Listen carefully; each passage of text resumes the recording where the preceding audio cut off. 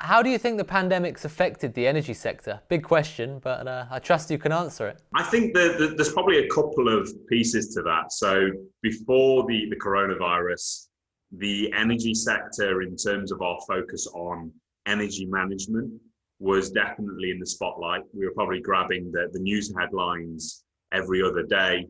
I think with what Greta did back in September last year at the UN Council was pretty important, and it probably spurred on a lot of businesses, organizations, and governments as well to start to put their statements out there, their intent. This is what we're doing, this is where we're going. And we were starting to see the kind of early signs around government spending as well, and legislation happening at the beginning of the year.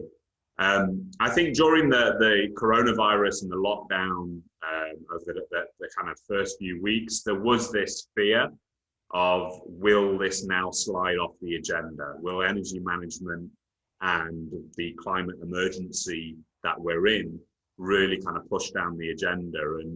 And what we probably saw was a bit of the opposite. I think over the first few weeks, we actually saw some really nice images start to appear in newspapers and also across social media of cleaner waters, cleaner air. And when we started to kind of look into it, you saw the headlines. The climate awareness coming back. Yeah, absolutely. Yeah. And I think that awareness was quite important. We saw what people started to see, what it could be like, what the possibilities were. And it just felt all round a kind of nicer way to live, albeit with this coronavirus and the lockdown going on. So I think it helped to accelerate the topic that actually this is real, remove any of the doubters that might well have been there.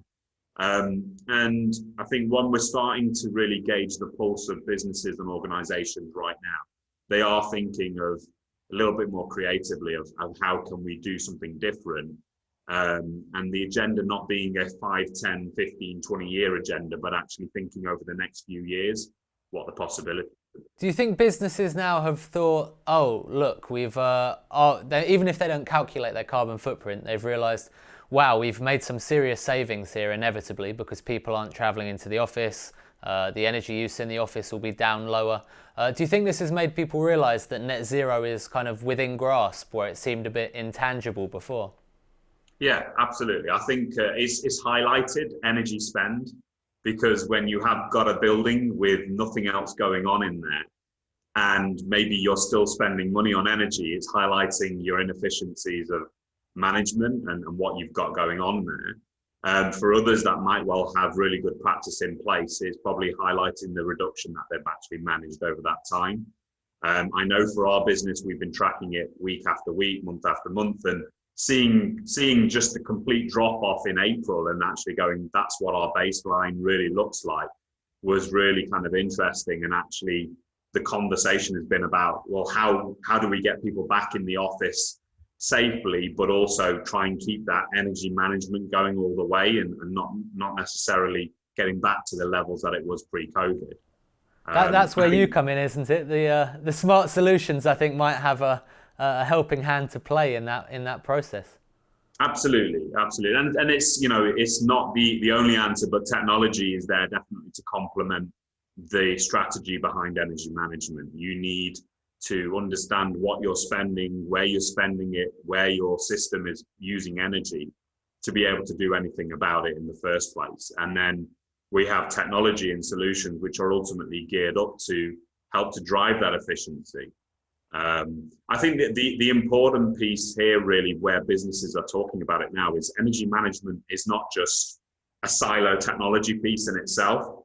There's actually other benefits to the technology. You start to think about the health and safety aspect of how you would manage people in a building, the user experience. It all requires some level of data and information across a building. So this is all we're really working with customers around, is actually saying, where do you need the data? Where do you need to understand it?